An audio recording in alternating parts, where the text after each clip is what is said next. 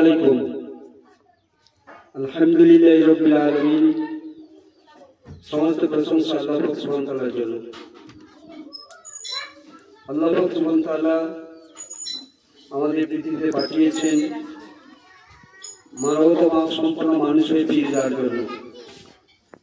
সেই জন্য মানবতা সম্পন্ন মানুষ হতে গেলে সবচেয়ে বড় যে পয়েন্ট সেটা কি, সেটা আমাদের জানতে হবে। শুধু নামাজ রোজা হজ যাকাত করে চলে গেলাম, কিন্তু মানবতা অর্জন করে যেতে পারলাম না। ওর জন্য মৃত্যুর পরে জীবনটা কিন্তু অশান্তিময় হবে। আমরা অনেকে ভেবে নিয়েছি যে নামাজ রোজা হজ যাকাত করে গেলাম, মৃত্যুর পরে শান্তির জীবন আমি পাবো, কোশ্চিন করা সম্ভব না। যে কথা নবী সাল্লাল্লাহু আলাইহি ওয়াসাল্লাম বলে গেছেন, he is not amongst my followers, neither respect our sellers, nor wants to investor, there is right of our earning. নবী সাল্লাল্লাহু আলাইহি ওয়াসাল্লামের এই হাদিসের অংশ যদি আমরা আমাদের জীবনে না আনতে পারি, আমার জানতে হবে আমার মৃত্যুর পরে জীবনটা অসৎময় জীবন হবে, আর আখির নবী মুহাম্মদ রাসূলুল্লাহ সাল্লাল্লাহু আলাইহি ওয়াসাল্লাম তার জন্য সুপারিশ করবেন।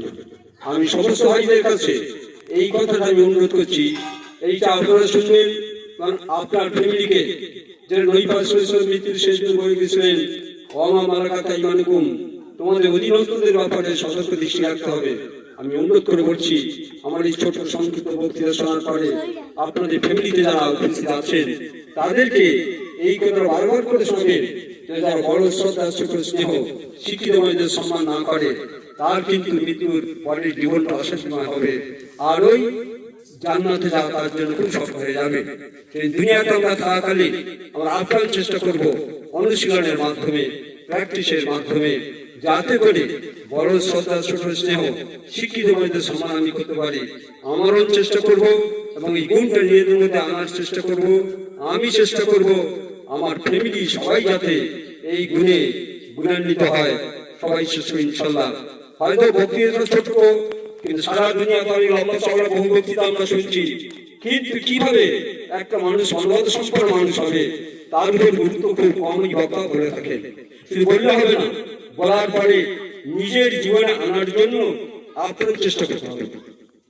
আমি আপনাদের কাছে আমার শেষ আহ্বান একটু রাখছি, এই গুণটা আনার জন্য আমরা আমারও চেষ্টা করবো ইনশাল্লাহ।